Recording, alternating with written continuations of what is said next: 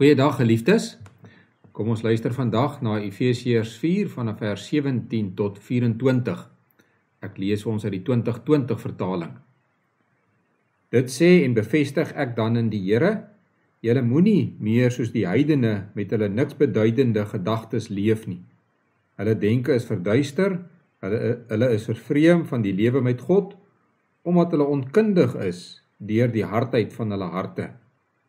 Omdat hulle gevoelloos geword het hulle self oorgegee aan losbandigheid, om onversadigbaar allerhande onreindade te pleeg.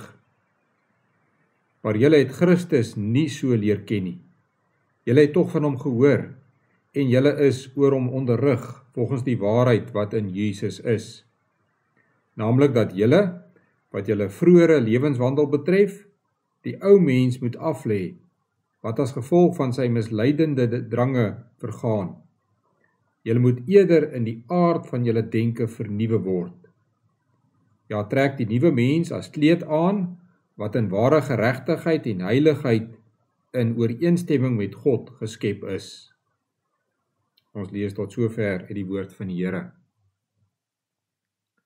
Veronderstel jy is besig om in die tuin te werk. Jy sny die gras, hark blare of plant groente. Jy het jou oudste klere aan en loop kaalvoet. Skielik lui die telefoon.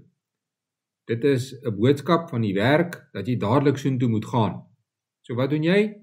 Jy trek jou ou vuil klere uit, spring gou deur die stort en trek netjies se klere aan. Nou dit is die beeld wat Paulus gebruik as hy oor bekering praat. Die gelowiges was besig met 'n sekere manier van lewe, hulle ou lewe. En toe hoor hulle die evangelie van Jesus Christus. Omdat hulle ou manier van lewe nie by die evangelie pas nie, roep God hulle om hulle lewens totaal en al te verander, soos iemand wat vuil klere uittrek en nuus aantrek. Die eerste 3 hoofstukke van Efesiërs beskryf dit vir ons. Daarom moet ons ook hoor wat ons as gelowiges moet uittrek en aantrek. Ons skrifgedeelte sê dat ons die ou mens moet uittrek en dat ons die nuwe mens moet aantrek.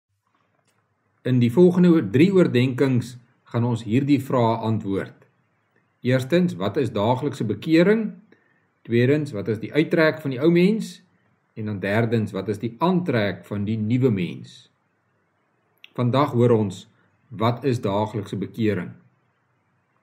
Ons gaan vandag 2 woorde leer. 2 woorde wat ons moet ken wanneer ons die Bybel lees. Hierdie 2 woorde is regverdigmaking en heiligmaking. Regverdigmaking beteken dat ons regverdig gemaak word. Dit beteken dat ons skoon en heilig en reg gemaak word, sodat God na ons kyk asof ons nie sonde het nie. Hoe gebeur dit? Wanneer ons glo, kry ons alles wat Jesus gedoen het. Deur geloof is ons aan hom verbind. Deur ons verbintenis met Jesus het hy vir ons sondes betaal, sodat ons regverdig voor God is.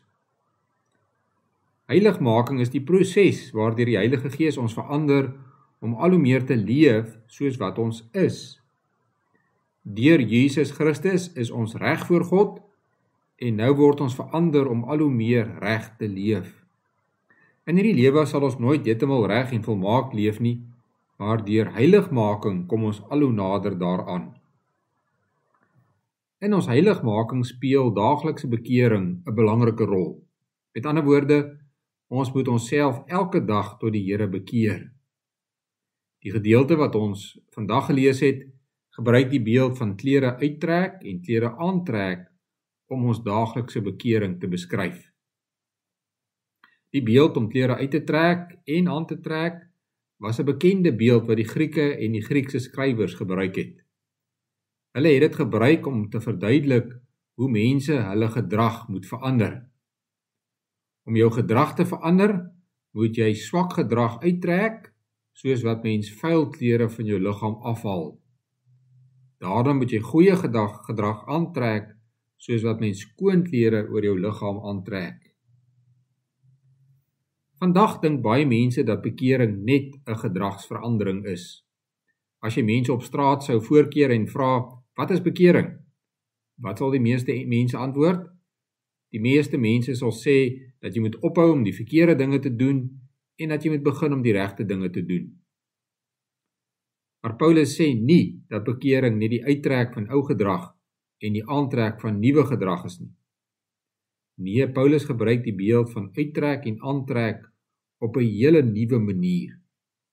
Bekering is die uittrek van die hele ou mens en die aantrek van die hele nuwe mens.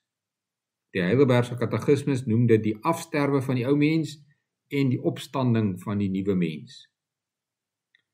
Tussen vers 22, wat gaan oor die uittrek van die ou mens, en vers 24, wat gaan oor die aantrek van die nuwe mens, is vers 23. Vers 23 sê, dat julle vernuwe moet word in die gees van julle gemoed. Bekering begin dus in die mens se hart. Dit is 'n nuwe manier van dink, sodat ons totaal en al nuut lewe.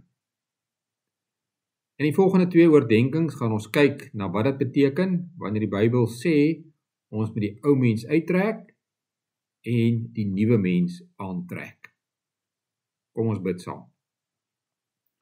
Onse Vader wat in die hemel is, laat U naam geheilig word, laat U koninkryk kom, laat U wil geskied, net soos in die hemel, net so ook op die aarde.